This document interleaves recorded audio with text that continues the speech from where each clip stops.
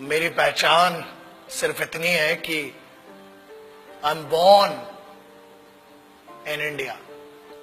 भारत मेरी पहचान है, भारत मेरा सम्मान है, भारत मेरा अभिमान है। आप मुझसे सब कुछ छीन सकते हो, मेरा तन, मेरा लहू, हर कुछ, मुझसे मेरी पहचान भारतीय होने की नहीं छीन सकते, और वही मेरी आइडेंटिटी है। मैं भारतीय हूं, इस पर बहुत गर्व है, और इससे ऊपर कोई गर्व मुझे चाहिए भी नहीं। मैं भारत मां का बेटा हूं पहले, उसके बाद एक मां ने मुझे जन्म दिया है इस भारत स्थल, भारत भूमि पर। उसी के लिए कुछ लिखा था ये कि काश मेरी जिंदगी में सरहद की कोई शाम आए, जब कुछ हो तो बॉर्डर पर हो। काश मेरी जिंदगी में सरहद की कोई शाम आए, काश मेरी जिंदगी मेरे वतन के काम आए। न खौफ है मौत का और न आरज़ू है जन्नत की, मगर जब कभी जिक्र हो शहीदों का, काश मेरा भी नाम आए, काश मेरा भी नाम आए। This is what I would love to introduce myself like that. अगर कोई पूछे कि कौन था वो, जब कोई पूछे मेरे बारे में, तो मेरी ये पहचान लिख देना, उठाना मेरा कमांडो डैगर और छाती पे हिंदुस्तान लिख देना। कोई पूछे पागल था वो कौन, तो भगत सिंह और क्रांतिकारियों का चेला और इंकलाब का गुलाम लिख देना। और बचा हो जो जिस्म में लहू मेरे, निकालना उसे, फेंकना जमीन पे, और मां तुझे सलाम लिख देना। यही परिचय था, है और रहेगा।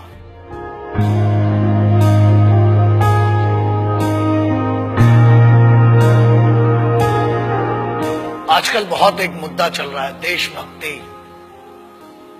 कुछ लोगों ने उसे हिंदुओं से जोड़ दिया, कुछ ने मुसलमानों से जोड़ दिया, कुछ ने सिखों से, कुछ ने ईसाइयों से। एक बात याद रखना, हम पहचान हैं, एक ऐसा महाविद्यालय, एक ऐसी university. It's like an university, it's like a college, the country is like college. We may have different wings, we may have different subjects, but we all belong to one college, and that college is Bharat, राष्ट्र। आप उसको हुब्बुल वतनी कह लें उर्दू में, अरबी में, उसको आप जननी जन्मभूमिश्च कह लें आप संस्कृत में, आप मादरे वतन कह लें, वतन की इज्जत कह लें, आप कुछ भी कह लें। आज बहुत जरूरी हो गया है उस ट्रेटर, उस गद्दार, या बेहतर लैंग्वेज में उसको गद्दार और चूतिया कहेंगे, उसकी बात करना जो आज की डेट में बड़ा सेलिब्रिटी बन के फिर रहा है। Let's talk about that person जिसने हर फौजी और हर इस भारत मां के बेटे को हर्ट किया है। आज उसके बारे में बात करना बहुत जरूरी हो चुका है। न हिंदुओं से न मुसलमानों से इस मुल्क को तकलीफ है गद्दार और बेईमानों से, जिन्हें हम हार समझ बैठे थे गला अपना सजाने को, वही अब नाग बन बैठे हम ही को काट खाने को। पिछले 2-3 महीने it has been disturbing me a lot. I being an Indian, I being a soldier, I being a simple son of this motherland, feel hurt, disheartened, and at the same time I feel pity for them. बुरा लगता है। कारण ये, लोग कहते हैं कि हम कुछ कर नहीं सकते। ऐसा है, करने पर आ जाए तो बहुत कुछ कर सकते हैं, लेकिन हम सम्मान करते हैं भारत के सर्वोच्च न्यायालय का, सुप्रीम कोर्ट का, और उसके आदेश की अवहेलना नहीं करना चाहते हैं। उसके आदेश का पालन करते हुए कुछ गद्दारों को आज भी छोड़ रखा है, वरना ऐसा है काम ही हड्डियां तोड़ने और जान लेने का हिंदुस्तानी फौज करती है। किसी ने कहा, मैं उन गद्दारों का शायद नाम भी लेना पसंद नहीं करूंगा, बिकॉज वो इतना भी डिजर्व नहीं करते कि उनका नाम इस जुबान पर आए। पर एक चीज बोलना बहुत जरूरी है। कुछ लोगों ने यह कहा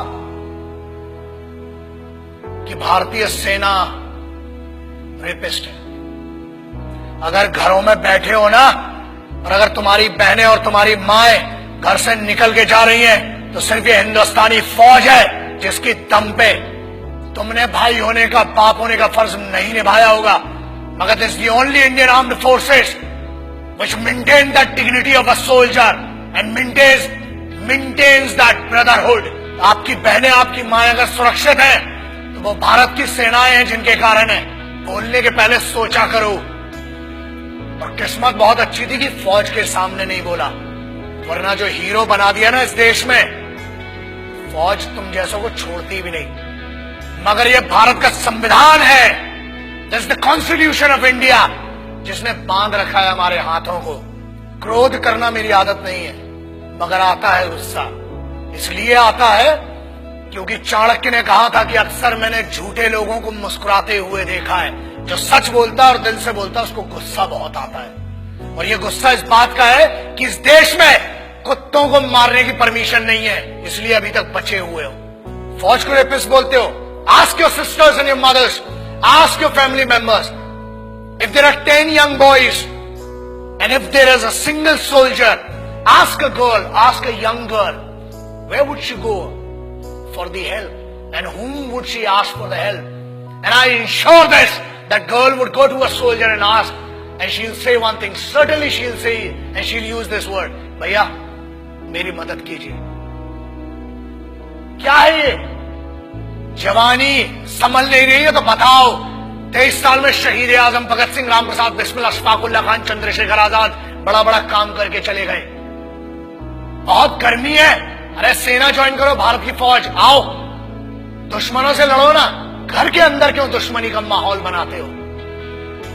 एक बात कही गई जिसपे बड़ा दर्द हुआ कि अफजल, अरे वो गद्दार टेररिस्ट, उसके लिए बोलते हो, उसको हीरो बना दिया तुमने, वरना कोई जानता भी नहीं था। ऐसे बहुत आए गद्दार, बहुतों को फांसी लगाई। उसको कहा गया कि अफजल हम शर्मिंदा हैं, तेरे कातिल जिंदा हैं। I feel ashamed for these guys. तेरे कातिल मतलब क्या है? What do they want to say? तेरे कातिल कौन हुए? भारत का संविधान, सर्वोच्च न्यायालय ने उसको फांसी सुनाई है। हर हक दिया इस बात का कि पहले आपकी पिटीशन दायर हो, आपके ऊपर पूरा मुकदमा चलाया गया।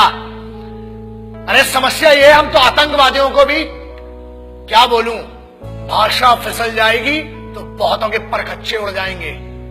आप कहते हो कि तेरे कातिल, चलो it means you are blaming the constitution of India. Bharat के अगेंस्ट में कहने की न हमने तुम्हें छूट दी है और न आजादी। आजाद हुए हो तो भी इस फौज के कारण और उन क्रांतिकारियों के कारण जिनने अपना लहू बहाया है इस मिट्टी के लिए। तब बना है भारत का संविधान। You can not insult, you can insult me as an individual, you can insult one person, मतलब जो पीठा, जो न्यायाधीश थे, जो वो लोग थे जिनने फांसी की सजा सुनाई, आप उनको कह रहे हैं कि वो कातिल थे। अरे धिक्कार है आपके ज्ञान पर। I feel ashamed for it. पहले आप अपने फैक्ट्स क्लियर करें। अरे जेएनयू के एक लौंडे ने ये कह दिया तो उसको हीरो बना दिया। एंड नो वंडर्स, अगली बार मेंबर ऑफ पार्लियामेंट बन के बैठेगा तुम्हारी छाती के ऊपर। हीरो बनाने वाले तुम हो। मुझे किसी से पर्सनल कोई प्रॉब्लम नहीं है, इनकी औकात भी नहीं है मुझसे पर्सनल प्रॉब्लम रखने की। लेकिन एक बात याद रखना, किसी एक बेवकूफ ने यह कह दिया कि भगत सिंह जैसा है। अबे शर्म करो and clear your facts before you compare that guy with revolutionaries. कौन थे वो? किसकी बात कर रहे हो? उस इंसान की who can not deliver two right sentences in one particular language. आप उसकी कंपैरिजन कर रहे हो जो भारत के संविधान को गद्दार कह रहा है। आप उनकी बात शहीद आजम, भगत सिंह, सुखदेव, राजगुरु ऐसे लोगों से कर रहे हो। कौन थे वो? पता है तुम्हें? तुम एक क्लास के एक छोटे से सब्जेक्ट को पढ़ के ज्ञानी बताते हो और तुम ये कहते हो कि क्रांति लाओगे। क्रांति होती क्या है? क्रांति सबसे पहले शुरू होती है राष्ट्र से। भारत मां या मिट्टी, I don't want to name this nation Bharat Mata और anything, but I want to say something. ये मेरी तो मां है और मेरे जैसे कई पागलों की मां है। याद रखना, बहुत छूट मिल गई है। अपनी आजादी का गलत उपयोग मत करो, वरना अगर छूट देना आता है तो लगाम लगाना भी आता है। बोलने की आजादी है, ठीक है, हमने आजादी दी है, बट वो आजादी किसने दी है? The freedom has been given to you by the constitution of this country. The honourable supreme court has some guidelines. The honourable constitution of this country has some guideline and we must respect that. आज आप एक बंदे को जिसको जमानत पर छोड़ा गया है उसको हीरो बना दिया. मेरा उस बच्चे से और मेरा उस लड़के से कोई पर्सनल प्रॉब्लम नहीं है, मगर याद रखना इस देश का हर दुश्मन मेरा दुश्मन है. इस भारत माता, इस मिट्टी के ऊपर कोई भी बात करेगा, that guy, that person has to face me and the soldiers of this country. आप कैसे भारतीय सेना को रेपिस्ट कह सकते हो? शर्म करो सेंटेंस के ऊपर. अगर आज भी बच्चियां सुरक्षित हैं, if the Indian youth, if everybody, whoever is doing whatever they want to do, if this freedom has been given to them, it is just because of one thing, that Indian Army, Navy and Air Force, the Indian Armed Forces are fighting for you day and night. जब तुम सोने जाते हो तब उनकी duty का वक्त शुरू होता है. शर्म खाओ इस बात के लिए. और याद रखना, भारत को तोड़ने की कोशिश मत करो. न हिंदुओं से न मुसलमानों से इस मुल्क को तकलीफ थी, है कुछ गद्दारों से और कुछ बेईमानों से. And I am telling you on behalf of every Indian. यार आप क्या बात करते हो? मैं इस देश के यूथ का सबसे बड़ा फैन हूं और मैं कहता हूं, मैं इनका फैन हूं, भारतीय युवाओं का. The Indian youth, I am your biggest fan. और याद रखना, अपनी आजादी का गलत उपयोग मत करो, क्योंकि आप जिस ट्रैक पर ले जा रहे हो, तुम इसलिए बचे हो आज तक क्योंकि भारत के संविधान ने आज भी जानवरों और कुत्तों को मारने की आजादी नहीं दी है. अगर होती तो कब के निकल चुके होते. और आज भी इंतजार कर रहे हैं कि तेरा निर्णय सर्वोच्च न्यायालय करेगी. और अगर नहीं किया, keep my words and take my words. ये चेहरा याद रखना. हम बोलते कम है, घसीटते और मारते ज्यादा है.